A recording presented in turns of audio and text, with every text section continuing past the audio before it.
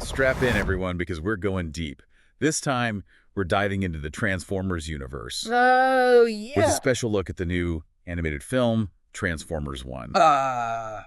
We've got our hands on a review. Nice. And let me tell you, it sounds like it's going to completely change how we think about those robots in disguise. It's always cool to see a franchise go back to its roots, right? And in this case, we're going way back, all the way to Cybertron. Right. Before Autobots, before Decepticons. Back when Optimus Prime and Megatron were just, get this, Orion Pax and D-16? Yeah. And not the powerful leaders we're used to. This review says they were just minors. Minors. Could you imagine Optimus Prime just, like, swinging a pickaxe? It's a wild twist. It makes them seem so much more human, relatable. Even the review suggests they weren't content with that life, though. They wanted to be like those elite bots. Right. The ones who could transform. The Transformers. Yes. Which brings us to the T-Cogs. Yes. The things that make transformation possible. Yeah.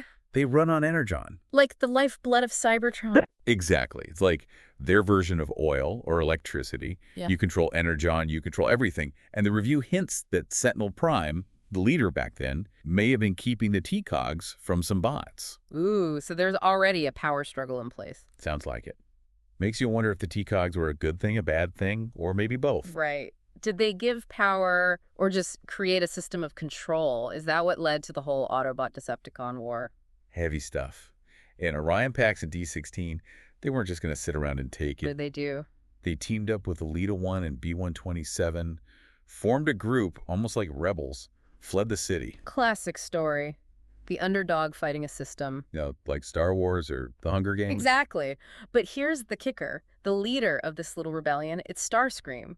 And the review says he's voiced by Steve Buscemi. Now, that is interesting casting. I mean, Buscemi's known for the kind of edgy, slightly crazy characters. Yeah. So what does that mean for Starscream? You think we're getting a totally different side of him? It definitely suggests they're going for something new. Maybe he's not just a straight-up villain this time. A more complex Starscream.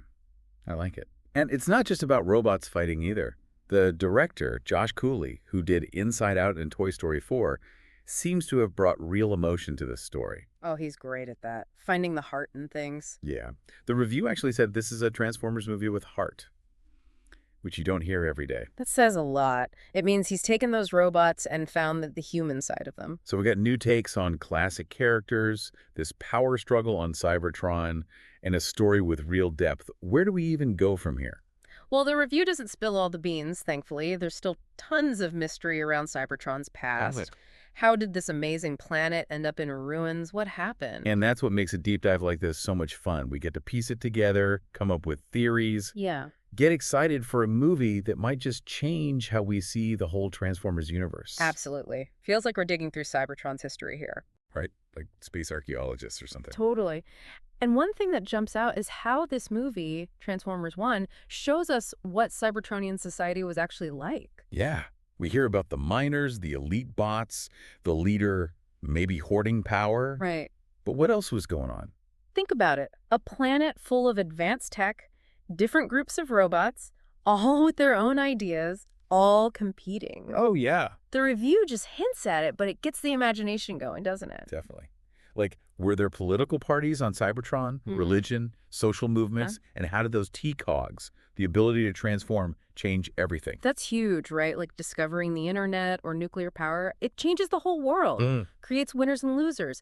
And this review makes it sound like not everyone got equal access to those T-Cogs. Makes you think about Optimus and Megatron, too. Were they always going to be who they became? Or starting as minors, seeing that inequality shape them? That's the big question, isn't it? Nature versus nurture. Yeah. Are we just programmed, or do we make our own choices? Especially for robots. Where's the line between their coding and free will? Whoa.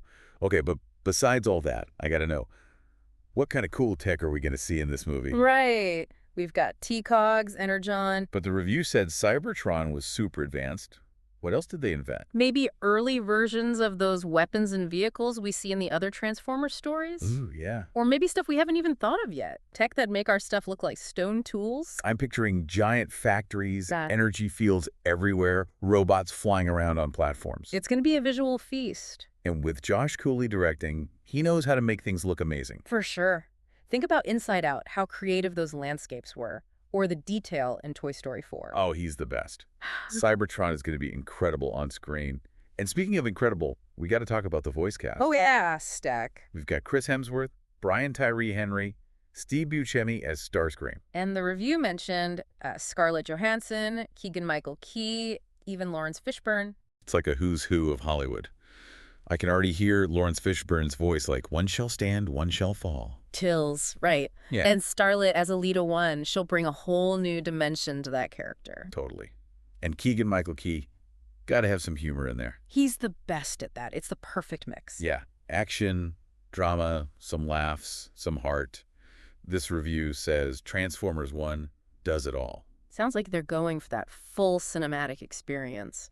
Which means it could work for Transformers fans, but also for people who are totally new to it. That's a tough balance to strike, but if they nail it, it could change the whole game for the franchise. Maybe even beyond Transformers, you know? The review said these themes, friendship, betrayal, power, they're not just robot stuff. Nope, those are human things. We deal with them every day. Makes you think maybe seeing it play out with robots will give us a new perspective. Definitely. It all comes back to relationships, the choices we make, how those choices affect everything. It reminds us that even in these huge sci-fi stories, there's always something real underneath. Absolutely. But hey, before we get too deep into philosophy here, Oh, right. I'm dying to know how they show Orion Pax and D-16 becoming Optimus Prime and Megatron. Yeah. The review didn't say much about that. So many questions. Was it a slow change or a sudden one? Did they pick those names, or were they given to them? Were they even happy about it? It's like they left us hanging on purpose. I know. But that's kind of the point of a deep dive, right? We get to think about it, debate it, come up with our own ideas. That's what makes it fun. It's more than just being told what to think. It's about figuring it out ourselves. This whole thing, it really feels like a turning point for Transformers. Yeah, it's not just another sequel. It's like a whole new direction. And honestly, after reading this review, I'm thinking back to all those times we kind of wrote Transformers off as just, like, robot fights. Right. Seems we might have been missing some depth there. It just goes to show, even franchises we think we know, they can still surprise us. Yeah. It takes a director like Josh Cooley to come in and find that new angle. He's got that magic touch, you know? Taking something familiar and making it feel fresh. And this review, it makes it so clear. This isn't just mindless action. We're getting those big robot battles. Of course. But also real emotion. The characters, they actually matter in this one. That's what makes a story great, right? It's got to have heart. Mm-hmm. And Transformers 1 doesn't shy away from those big questions either. Like what? Friendship, betrayal, what power does to people. Stuff we all deal with. It's funny, those themes, we usually see them with humans, but with robots, it hits different somehow. Yeah. Like maybe their struggles can teach us something about our own. Right. It's a new perspective. So why should anyone listening care about Optimus Prime and Megatron's origin story? Why this hot dive? Because it's bigger than robots, you know? It's about who we are, what we believe in, how our choices affect everyone. Yeah. It's about realizing that even in a world of transforming robots, the things that matter most, they're often invisible. Loyalty, ambition, the fight for what's right. And that bond between friends. Exactly. And maybe by seeing it all play out on such a huge scale with these epic battles and stuff, Yeah. it helps us understand how powerful those forces are in our own lives, too. Makes you think. If you want a movie that's got the action, but also that emotional core, Mm-hmm. a story that shows us where these iconic characters came from, but also challenges everything we thought we knew about Transformers. Then you got to see Transformers 1. It might just blow you away. And who knows, maybe it'll even get you thinking about your own friendships, your choices, Yeah. how you handle power. That's what a good deep dive does, right? It's not just about learning stuff. It's about starting those conversations, those questions that stick with you. So go check out Transformers 1. Let us know what you think. We want to hear your take on this new vision for the franchise. Absolutely. And until next time, keep exploring, keep asking questions, and remember, There's always more than meets the eye.